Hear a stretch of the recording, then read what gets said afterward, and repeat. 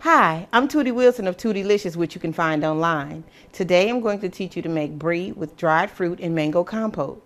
Let's get started. Okay, so I'm going to show you how to make brie. We'll use brie, and then we're going to add dried fruit and a mango compote. So brie comes in a wheel, and it usually comes in a little package like this. And this is the double cream, and they have it wrapped. Well, it comes in a rind, and the rind is edible. Okay.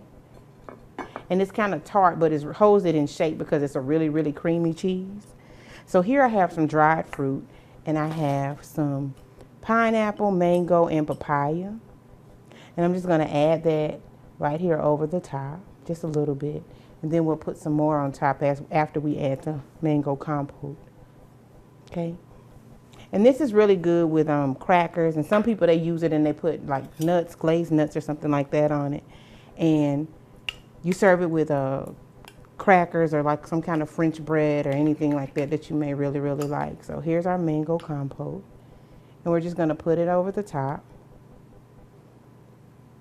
And it's a really nice combination of flavor because this brie is kind of tart, kind of like cream cheese.